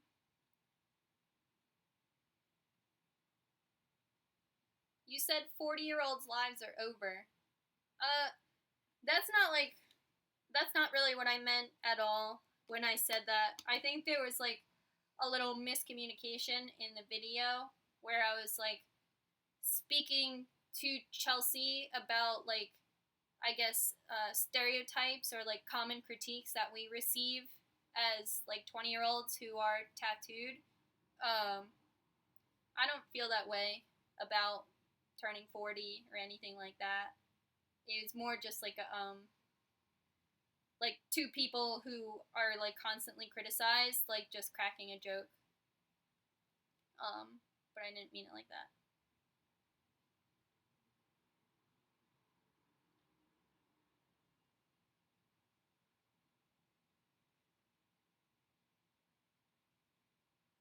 Sorry, I'm just trying to read the chat a little bit. So, one thing I'll talk about is I was invited by Inked magazine to do a real life interview, and they actually hit me up in my DMs, and I was like, "What Inked magazine? Like in my DMs, like actually Inked magazine?" And I like clicked on it, and it's like literally the one with like 1.6 million followers or whatever. So yeah, Ink Magazine slid right into my DMs. So I have a little bit of a history with Ink Magazine. So when they slid into my DMs, I was like really reprehensible. What? I was nervous and felt like scared, and so they actually wanted me to come to their headquarters in New York to do a apprehensive thank you. So I was really apprehensive when they messaged me because we have a history of me feeling really weird. So they want me to come to their headquarters in New York and do a Facebook Live interview. So I don't have Facebook. I don't know if Quicken has a presence on Facebook other than like you guys like sharing videos, which is really chill. I appreciate it. So they want me to do a Facebook Live interview with them, and they said that the interview might get like recorded and then like put into their magazine potentially, and then like potentially like I'll have some photos taken. So I like they always have cam girls on their Facebook Live. Yeah, I don't know too much like about all of that. And like I was really apprehensive because of that. And like I've been on their Facebook when like a few years ago they wanted to work with me when I was like just fresh on YouTube and like didn't know much, and I went on their Facebook and I was like, this is all clickbait. That's weird. But recently they featured me on their website, and they didn't like hit me up or anything. They basically just like interviewed my Instagram page like without me. And I remember like one of my arguments was like they should have just interviewed me. And then they were like, "Can we interview you?" And I was like, "Fuck." But I was thinking like I feel like I should do it, and I should represent me, and I should go there and represent us, and like represent our little section of the internet that we have that like is about tattooed people. So I don't know.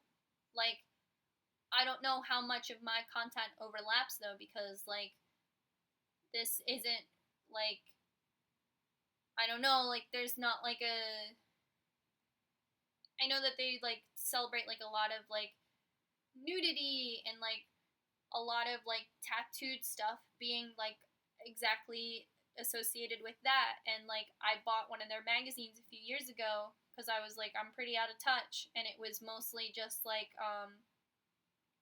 I don't know, like Maxim magazine, but like also tattoos.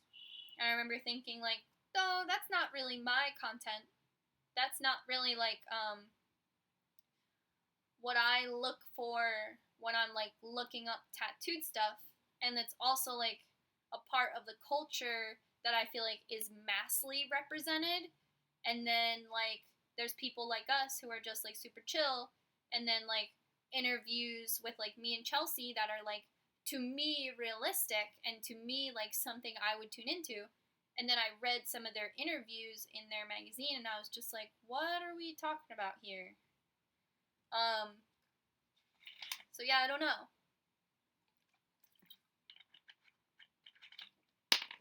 So I'm like, oh, should Quicken audience like dip their toe in Ink magazine and like try to represent this like side of tattoo culture, or should I just stay home? So I asked them, in my apprehension, I asked them for like a copy of the questions. I was like, hey, I want to know the questions before I show up, and I want to know this and that, and like all that stuff. So they sent me a list of the questions, and I don't know. They're fine. They're questions like that would be chill to answer.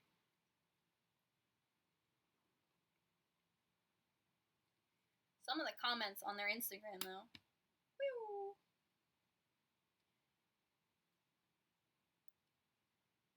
I think you should take this opportunity to give the magazine a breath of fresh air and a show of a different point of view.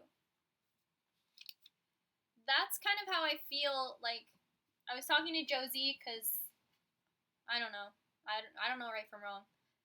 So I hit up Josie and I was like, yo, Ink Magazine wants to do this interview for real, but they're kind of toy. And she was like, be your authentic self 100%. And sometimes that feels vague, but then at the same time, like, that is right. Like, I don't know. And they also said that they would photograph me for the magazine, but they said to wear clothes that show off my tattoos. And then I like started to geek about that. I was like, what would that be? A tank top? Ugh. Is there like a Morrissey shirt I have that has like a big enough rip in the back that you can kind of see the devil on my back a little bit? I don't know. A whole part of like being my authentic self would be like wearing a huge Cure t-shirt to New York and like doing this interview. I don't know.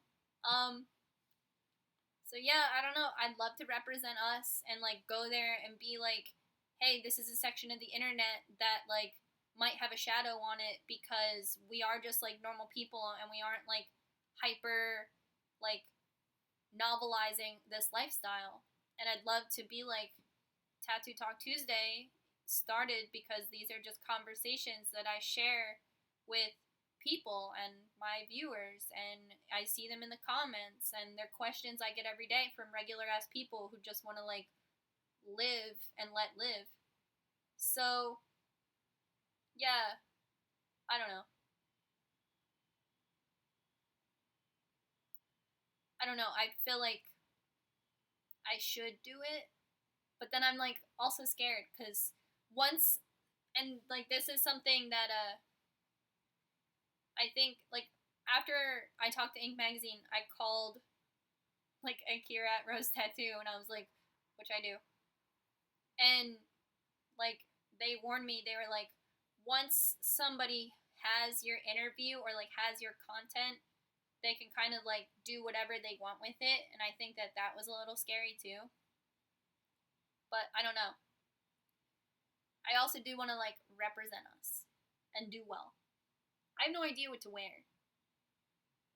I don't even know anything. I was in Love Hate Zine, and I had to take a photo of myself for that I wanted to be like tatted up in. And even that, I was like, what the fuck do I wear? I don't even think my back tattoo is in the like love hate zine photo. I'm like trying to pull it up. When did I do that? Oh, it's this photo. She's pretty fucking tatted. This is Ink Magazine material, I think. I don't know. You guys want to help me find a dress for the Ink Magazine article I'm gonna do or something? You guys will have to watch it. I don't have Facebook Live. It's just, I'll just do it and it'll just go out into the abyss. They might sneak me with a question I'm not ready to answer.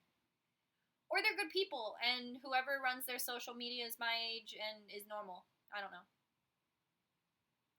I showed up on their radar, I guess, countless times. So, like, at least, like, we're doing something over here that's, like, getting somebody's attention, you know? I don't know exactly what that might be, positive or negative. If they're like, this girl who, like, cries online sometimes, like, has a tattoo talk show, and every time I Google how to heal tattoo, like, this picture of her leg comes up. Like, I don't know if that's all it is, but I don't know.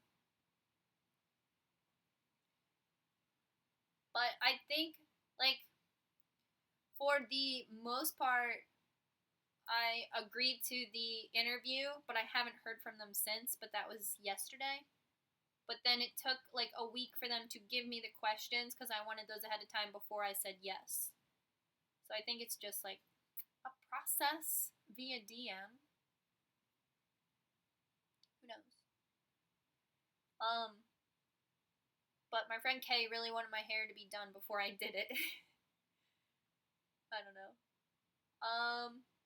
So 8 minutes left before this is 2 hours. I'll answer one more thing, I think.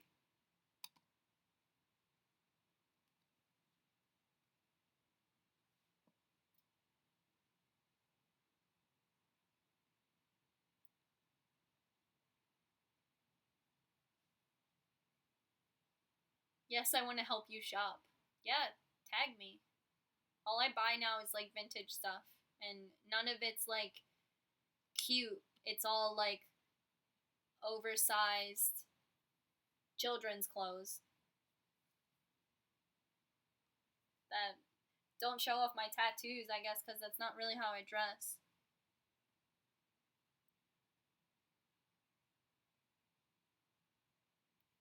I would say imagine the best and worst possible scenario and then consider the outcome. And then consider the potential of the worst outcome if it's worth it for the potential of the best outcome. I think the thing with it is like, I want to represent you guys, and I wouldn't be doing it like as a stunt or like a promotional thing.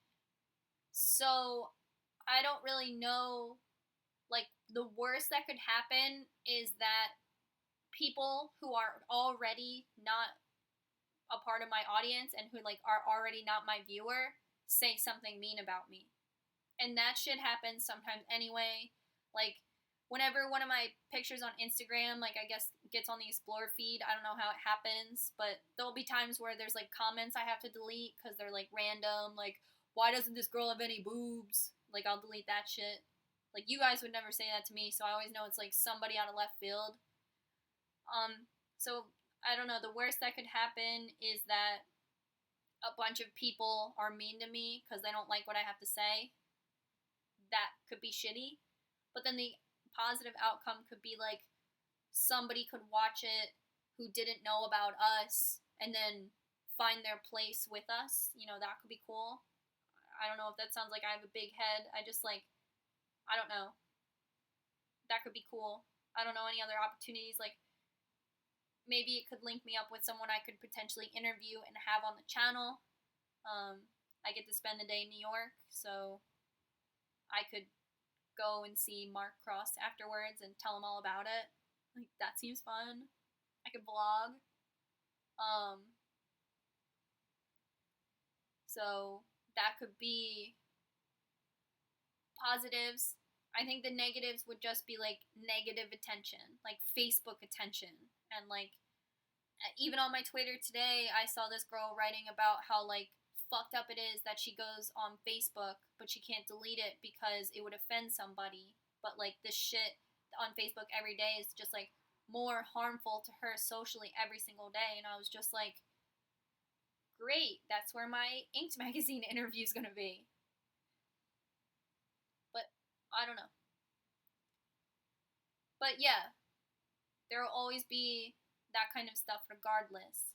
So I also don't want to like zero out an entire like population of people who might like Facebook is their like only social media outlet for whatever reason, and like if I can reach out to them on this like platform that I've never set foot on before, like that could be a good thing. I don't know, like I'm so resistive to that shit. So maybe like I shouldn't be for 5 seconds once. I don't know. I don't know right from wrong. Josie, if you're listening.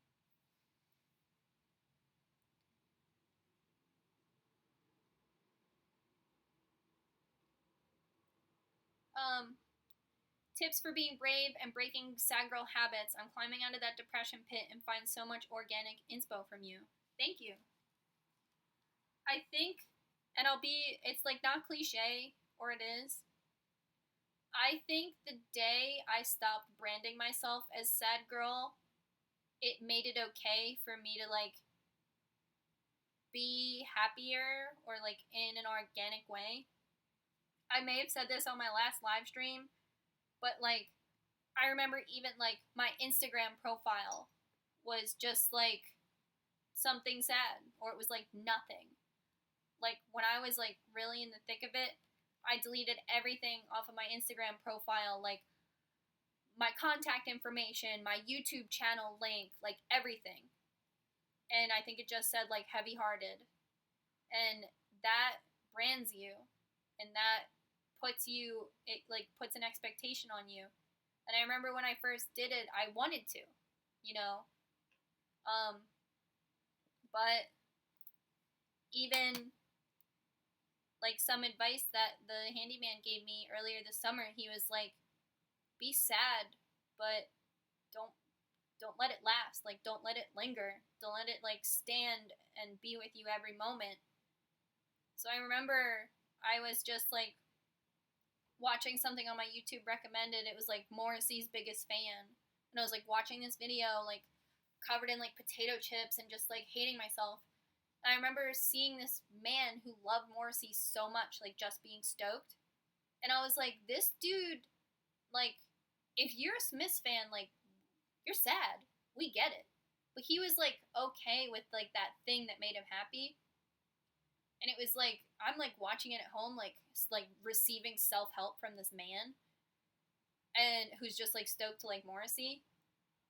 And I remember thinking like he just put like a happy twist on it. So I like changed my profile to good luck forever, which in my mind like still wasn't like on the happiest note. It still like sounds a little dark, still is like a little weird. And I got a message on my Tumblr like almost instantly that was like, I'm happy that you're getting a little better. I saw you change your profile from like something sad to like something middle ground. And I was like, I like that. Like the day I stopped branding myself as like being sad and like branded myself as like being meh, I became meh. And that's an improvement. That's a step up. And then I cleaned my apartment, which had to be done. And then I felt a lot better. But I don't think I would have felt good enough to clean my apartment until I was like, good luck forever. Then I was that for like a few weeks and then changed it to a more normal profile. Like it's still not back. My contact information like isn't in there anymore. But now I'm like, I'm a YouTuber, I guess. But like be sad, you know, and be sad like as long as you need to be happy and sad, like have a good week, have a bad week, but when you convince yourself you're sad, especially for aesthetic, you're going to actually be sad. So, clean your apartment, and like, if you just like are branding yourself as like being super miserable, either you have to follow in line with that or you're faking it, which is fine if you're acting and you're not actually miserable and you're just doing it for aesthetic. But if you force yourself to be miserable because it might be cool, just know that a symptom of that is actually being miserable. And I know that's a little confusing because like all of our favorite accounts on Twitter are like, your sad neighbor bitch. And I'm like, oh my god, sad neighbor bitch posts the best memes. But then the expectation is that she's also your sad fucking neighbor. So, I don't know. I remember I like had coffee with this kid and he was talking about like his friends got in a breakup and the friend was like a sad boy on the internet, sad boy. And they went through a breakup and like he did all of the like sad boy things, but they were like actually literally toxic. Like he would like send midnight texts, or like if he knew she was out, he would text her and be like, I still think about us. Or he would like send her old pictures of them together, like completely negating the fact that their relationship failed. But he was like, I'm just a sad boy. I'm just like nostalgic for what was. But literally, they had broken up. She was recovering from a toxic relationship, and he like failed to let her do it under this umbrella that he was like just sad. So at one point, sad boy or like sad culture does toxify, and like you can hide behind it as aesthetic, you can hide behind it, like you can brand yourself as it because you actually are sad. Like, yeah, I need when I put it out there, it's because I needed it to be known. But it can also be a crutch. You can't be like, oh, I'm just like, I don't know, mentally abusing my ex-girlfriend because I'm just like a sad boy. It's like, no. If you send someone a picture at midnight of you and them kissing when somewhere along the lines your relationship failed and that picture of you kissing is no longer like valid, it's just hurtful, like, you're not a sad boy, you're a dick boy. A dickless boy. You're rude. I don't know. I thought that was shitty, but then you hear people, they're like branding themselves as sad. So you're like, oh, he's just sad. Like, he's just sending a midnight text because he's sad. But then you're like, oh, but that's actually shitty. But, anyway, that is 2 hours live stream on the old Quack Nude channel over here with the Midnight Lovers on the Quicken channel. Thank you guys so much for coming on to here, going on the channel, and